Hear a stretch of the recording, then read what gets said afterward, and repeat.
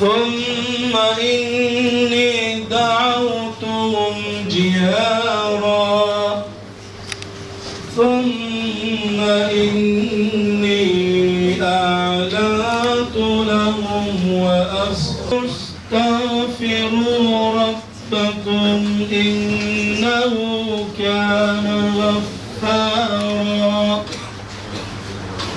يرسل السماء عليكم مدرارا وجعل القمر فيهن نورا وجعل الشمس سراجا ومكروا مكرا كبارا وقالوا لا تذرن آلهتكم ولا تذرن ودا ولا سواعا وقد أضلوا كثيرا ولا تزد الظالمين إلا ضلالا أعظم الله أجركم وأحسن عزاءكم وغفر الله لمرحومكم.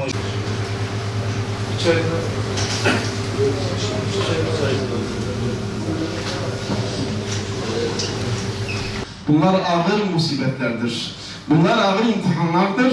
Ama gelin görün ki Allah'a hamdolsun ki biz iman etmişiz. Bu dünya fanidir. Bu dünya imtihan dünyasıdır. Biz yarın öbür gün Ruzi Mahşer'de Allah'ın huzurunda bunların mükafatlarını alacağız. Bizim bundan ders ve ibret çıkarmamız lazım. Bizim Allah'a yönelmemiz lazım. Çünkü biz gördük ki ve milletimizin imanına şahit ettik ki elhamdülillah bu enkazlardan sağ çıkanlar selamu aleykümlerle, kelime-i tevhidlerle, kelime-i teşehhüdlerle, tekbirlerle, tahlillerle, Allahu Ekberlerle kurtarıldılar. Ve bu da gösteriyor ki bizim milletimiz Müslümandır, halkımız Müslümandır.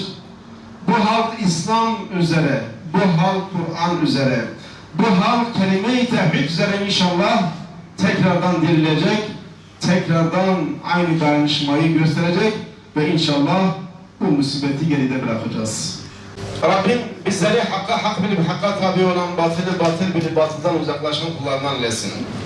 Rabbim bu musibet ile vefat edenlere şehitlerin fazlından yazsın. Tekrardan başınız sağ olsun. İslam ümmetinin başı sağ olsun. Dediğim gibi genel bir musibettir. Hepimizin musibetidir. Rabbim gereği gibi ders ve ibret çıkarmayı nasip etsin. Azamallahu ecrekum ve ahsene azaikum. ve ghafarallahu li merhumikum lillahi teala ve li ruhihim. El Fatiha.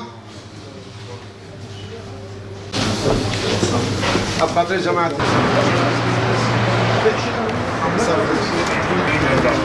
Bütün her telefon biraz. Açıyor. Çalar abi.